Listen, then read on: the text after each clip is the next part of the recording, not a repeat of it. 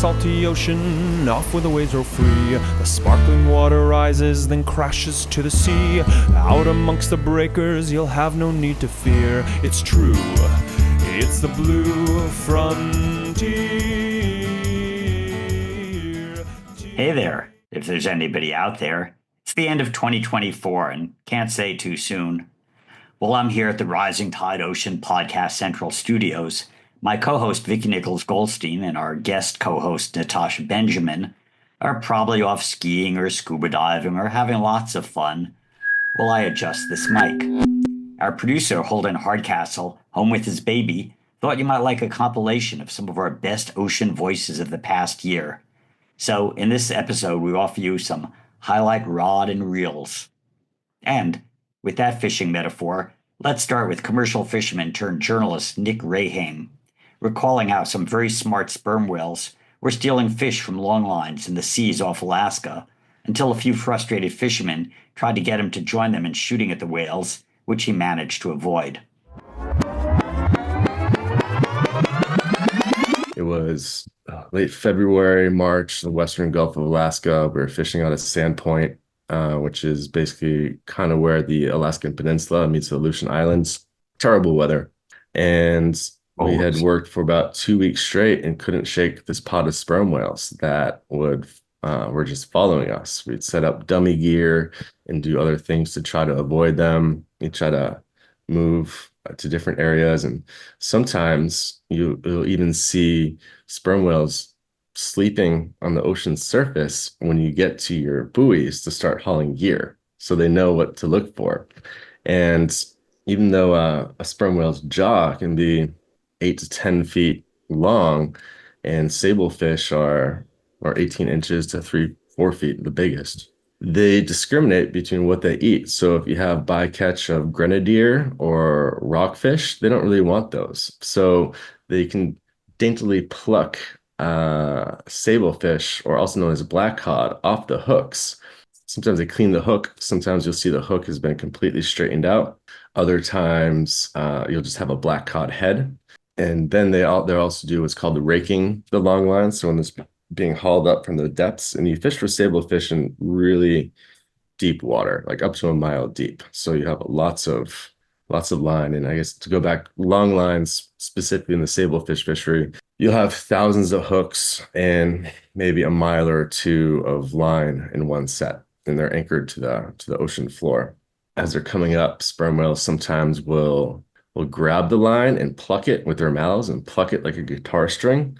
And there's video of this. They strum the line like a guitar string, and the vibrations would send all the sablefish off the hooks. And so then they just go around and nibble. So at that point, when the guns came out, there's one person said, "Hey, Nick, you need to take this gun and shoot a whale. Otherwise, we can't trust you." Oh, jeez. And I was like, well, this is it. But I was doing a job that he couldn't do as well as me. So I don't know how technical I should get into the boat operations. But it was coiling. But you were in a position to say no. Yeah, I was like, you can't do this, so leave me alone, maybe later. And luckily later never came.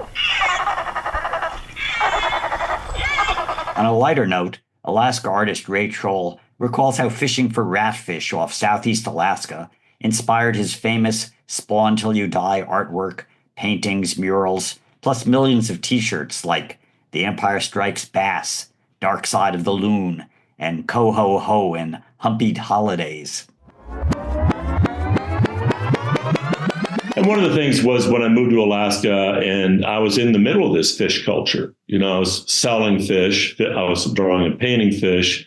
Simultaneously, the cruise ship industry is beginning to expand. But I also started fishing seriously as a sports fisherman. And then a lot of my neighbors were commercial fishermen, but I began to sports fish. And there's just so many aspects to the fishing, the maritime cultures. But when I began to catch the fish and get my fish ID books out, wanting to learn, I'm just naturally curious. What is this? You know, and I love bottom fishing, which is really like reaching out into the mysterious dark unknown, and you just drop your line to the bottom, see what comes up. And there'd be these massive halibut, beautiful rockfish that blow your mind. And I just wanted to know more about these creatures. And then one of the weirdest most alien looking was a ratfish.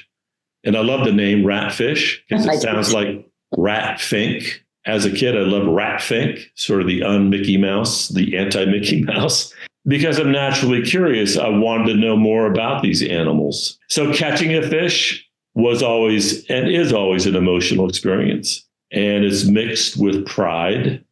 And it's also mixed with horror at killing a beautiful animal. And that was feeding my art, that angst, that sort of conflict of emotions and stuff, the pride and the horror. And then also beginning to learn, letting these things go, but also just being fascinated. And I began to tumble into the science of the fish. And so because I wanted to learn more about these subjects that were engulfing my life, that's when I really began kind of collaborating with scientists. And I reached out. I just got on the phone, and there's only a few people in the world that know about chimeras, which are ratfish, and they're cartilaginous fish. They're in the shark family.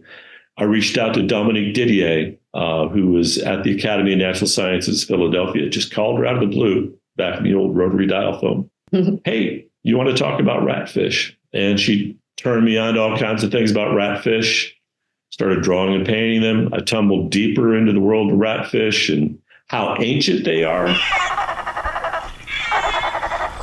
A few oceans away, Dr. Sarah Frias Torres recalls how her father inspired her interest in the sea along the coast of Spain, and how growing up in a repressive fascist culture inspired her to move on to where she now studies corals in Florida, along with the Goliath grouper, the Lord of the Rocks.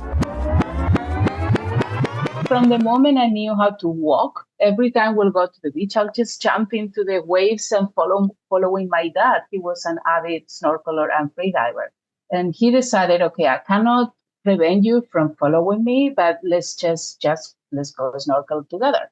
And right there, I discovered, this is the Balearic Islands, the water visibility, the ocean is almost chin clear.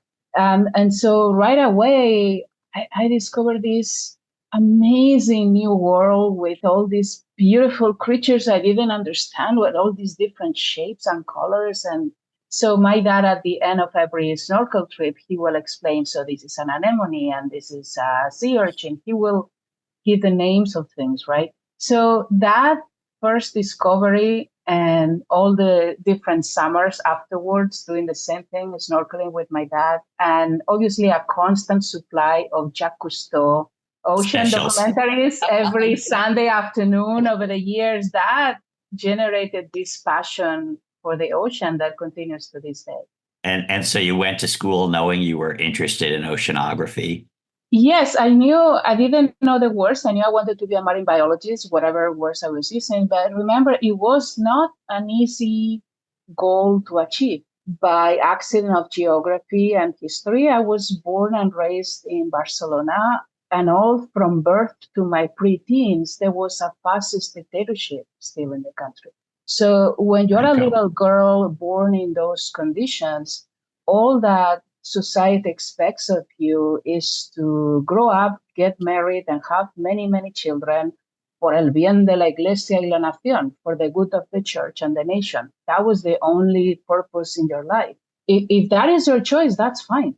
But it becomes a problem when it's imposed by the Catholic Church and the fascist dictatorship.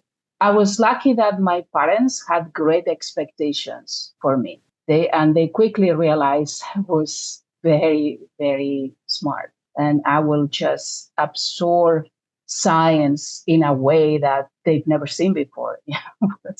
I was really a scientist from birth. So they made every effort to ensure that I had access to a great school, and then whatever it took so I could go into university.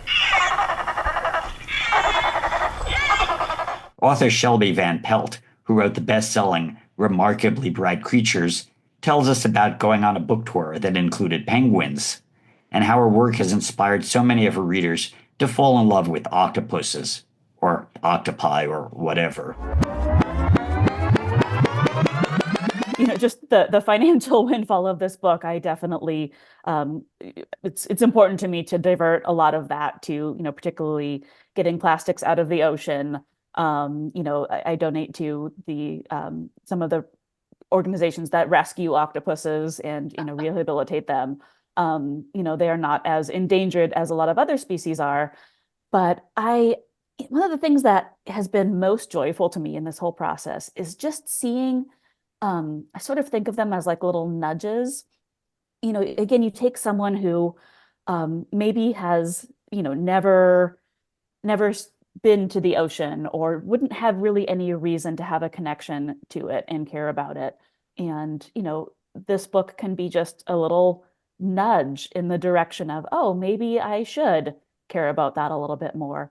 I was at an event in Texas, and it was actually really cool. The Dallas Zoo brought a couple of their penguins to the event just to, I think, to keep people entertained in the signing line, because the signing line was long, but then also just, to be able to put their message out there, their kind of conservation message out there and build some awareness. But it was fascinating. He pulled the room. This was a room of probably about 300 people. He said, before reading Remarkably Bright Creatures, how many of you knew anything about any octopuses? And a handful of hands go up. And then after reading this book, how many of you went and Googled octopuses and learned something and cared a little bit more? And every hand in the room went up. Oh, that makes me feel so good to hear that. It's so cool. I mean, a lot of people who would otherwise have no pathway to come to learn about something like this now have this pathway. And, maybe it doesn't turn them into, doing activism every day of their life or spending their life savings on trying to save the oceans. But, it helps, I hope, at least a little bit. Now, my friend Dr. Nancy Rabelais doesn't like to be called the mother of the Gulf of Mexico's dead zone, but she certainly brought it to public awareness. Here she describes what it's like diving in the dead zone below the Gulf's oil rigs, and also how her saying it's the size of New Jersey pissed off a governor that got some federal action. Dive in our research operation to put oxygen meters on an offshore platform that are cabled so we get real-time data, continuous every 15 seconds from the bottom and the middle and the surface. To do that, we have to dive in those instruments and then take out the used ones and swap out. I have some video. It shows that at the surface, the water is sometimes clear, sometimes turbid, with a lot of phytoplankton, and the color is very green. And there are many fish swimming around in that area, and many barnacles and anemones and other kinds of organisms growing on the side of the platform ledge. Lots of fish. Sports fisherman's paradise, Louisiana. Once you get below that level and the oxygen starts to drop down, you don't see any more fish. When you get to the bottom, it's sometimes very dark and murky. Sometimes it's clear, but it's usually dark and murky. And there are no living organisms in the sediments. There are no living organisms on the side of the platform, which can look like a mini coral reef at times at the surface. And you definitely know you're in the area of the low oxygen, the dead zone. Our favorite comparison is the size of the state of New Jersey, from the Mississippi River over onto the Texas coast and even into Texas at times. And that particular size comparison proved very worthwhile when the former governor of New Jersey addressed the National Academy group on nutrient pollution. And she said, in no uncertain terms, I don't want to hear this thing compared to the size of the state of New Jersey anymore. And I thought she was looking directly at me. But then a couple years later, I went to a retirement party for somebody from the Office of Water at EPA who had done a lot of work on nutrient reductions. And she was there. And I walked up to her and shook her hand and said, Nancy Rabelais, dead zone, Gulf of Mexico, size of the state of New Jersey. And she was taken aback. And that's when she helped move the hypoxia action plan for nutrient reductions from a Bush desk onto a Clinton desk. And we started making some progress. Do you love the salty characters and ocean champions we have on the Rising Tide? So do we, and we're dedicated to bringing inspiring stories and voices that make waves. But here's the catch. We need your support to keep the tide rolling. A tax-deductible donation at bluefront.org will help keep the Rising Tide on the air and online. If you're ready and able to amplify these salty voices for the sea, dive in with a donation, big or small. Visit bluefront.org and join the movement. And now, back to the show. Rear Admiral Andy Sugimoto is a 40-year veteran of what I call the Rescue Warriors. That's the title of my book on the U.S. Coast Guard. He commands the Coast Guard's 11th District that stretches from California to the waters off Peru. In the course of his career, he spent 12 years at sea, and so, not surprisingly, can tell some salty tales. What amazes me is sort of the range of mission activities the Coast Guard's involved in. Maybe you could just tell us some of them. Absolutely. There are 12 statutory missions and an additional mission, intelligence, that the Coast Guard is tasked with carrying out. And I guess you can actually summarize all of them in 2 words: maritime governance. So when you think about ports, the environment in the coastal waters, and the protection of our environmental resources in the waters out to 200 nautical miles, the safety of all vessels coming in and out of the port, ensuring the inspections from new builds wherever they are in the world is taken care of, ensuring that ports that vessels come from to come to the United States are safe and secure, and that there's nothing bad that can be put on those vessels. All of those things fall under our jurisdiction and our ability to keep up, which is about $5.4 trillion of the United States' GDP, which is the maritime environment. And this nation is blessed beyond all other nations in that it has 3 coasts that are open year-round: the Atlantic, the Gulf, and the Pacific Ocean. But more so than that, they have the Great Lakes to the north and the inland river system, which allows us to put on barges anything we grow, build, or produce in the middle of the country between the Appalachians and the Rockies. We can send it at a price point and speed that no other nation on earth can match in terms of the ability to get that out to the world. And so that is our responsibility on a daily basis to protect that economy, and the environment, which is something that we're extremely proud of, in addition to search and rescue.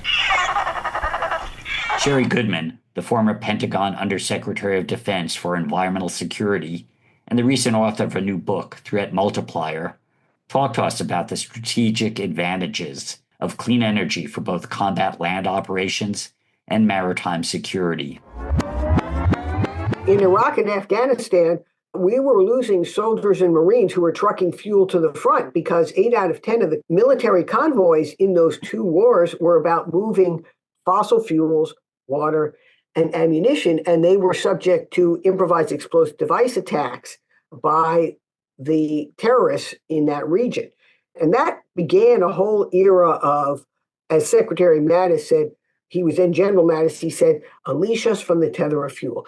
In other words, we have to be able to fight at the front without having long supply lines of liquid fuels.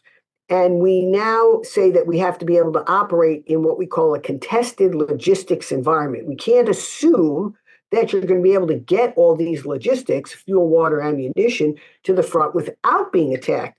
And that is true not only in maybe a future land-based war, but also in what we call the maritime domain. Let's say a war fight in China. And so also nuclear aircraft carriers and other nuclear-powered ships, but you also have many that today are not, and aircraft. So moving towards hybrid fuels actually reduces your supply lines of fossil fuels. Also, when you think about, and the Deputy Secretary has talked about this, hybrid tactical land vehicles have the advantage that they are quieter and they have better torque. So there's actually some military operational advantage to moving to new types of energy sources. Okay, back to octopuses.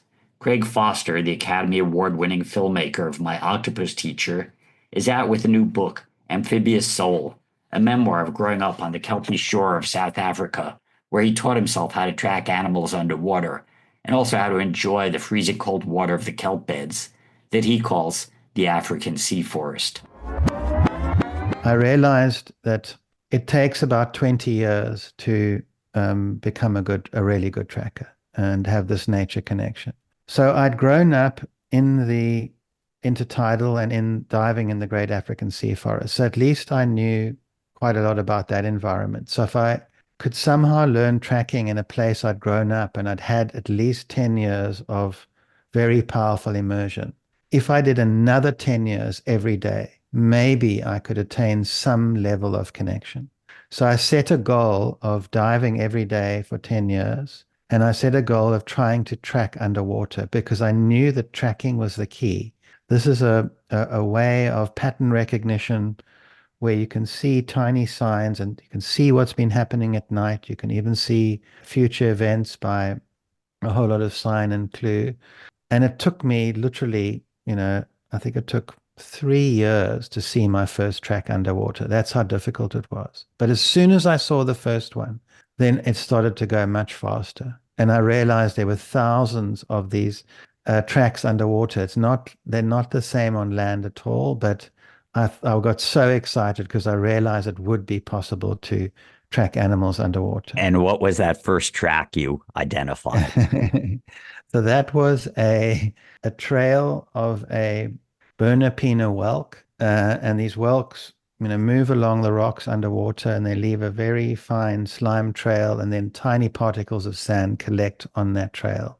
And it's one of the most obvious tracks underwater. You'd think I would have seen it, but if you're not looking for something, you don't see. And then it just built from there. Now I have thousands of these underwater tracks that I've known and developed. Being close with those animals, I've realized that the most precious thing that we will ever encounter in our lives is what I call the mother of mothers. And that is the biodiversity, all the animals and plants, bacteria, and life forms that live on this planet, the millions of them and all their interrelationships. That's the life support system of this planet.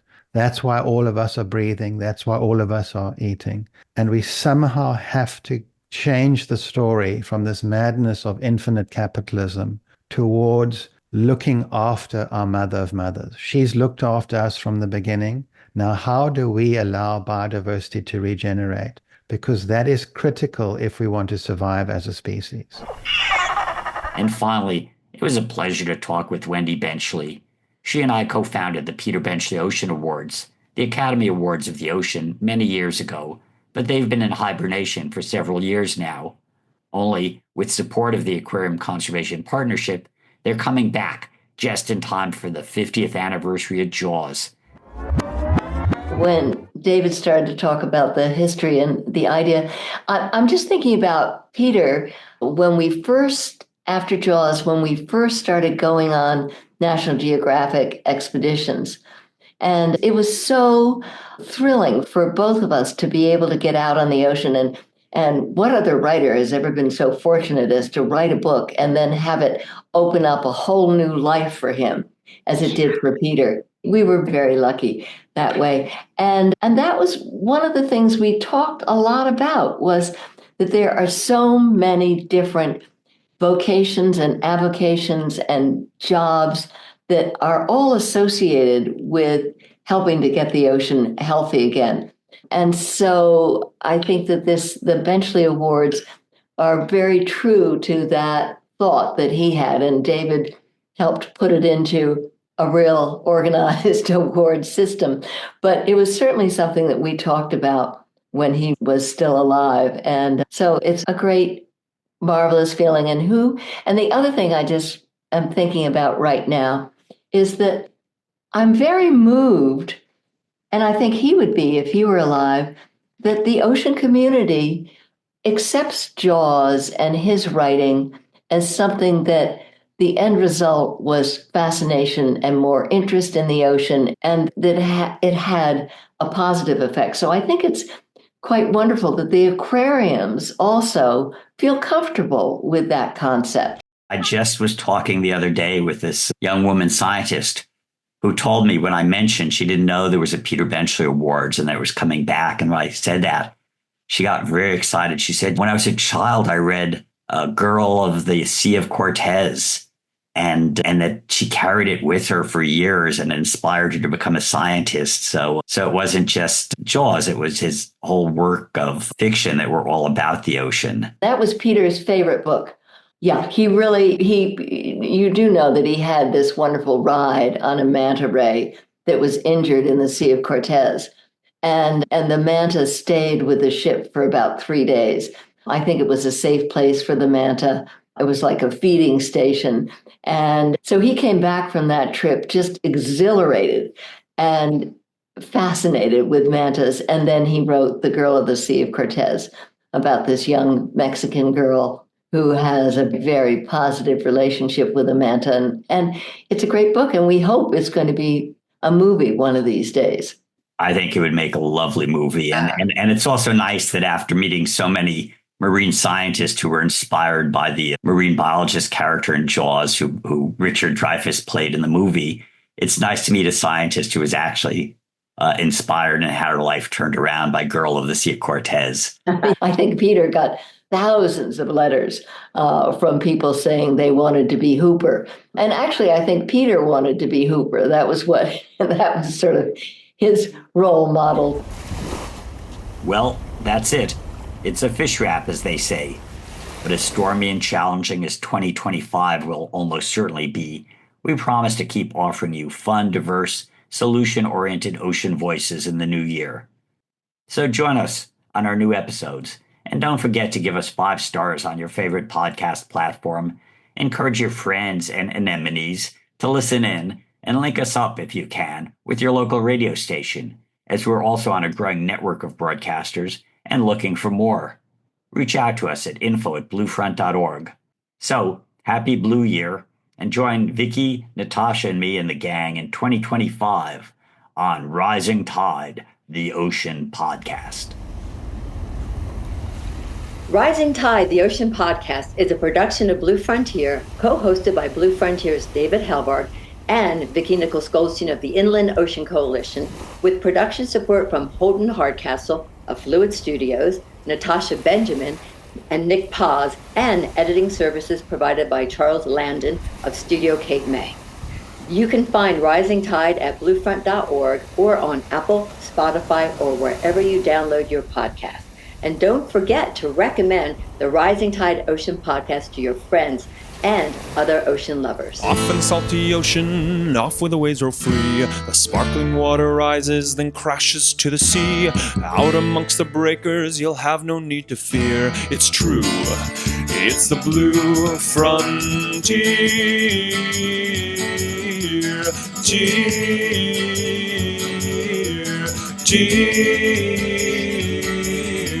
Off in the salty ocean, off to the Blue Frontier. Sparky, come here, buddy. Sparky! There you are. Good boy, Sparky.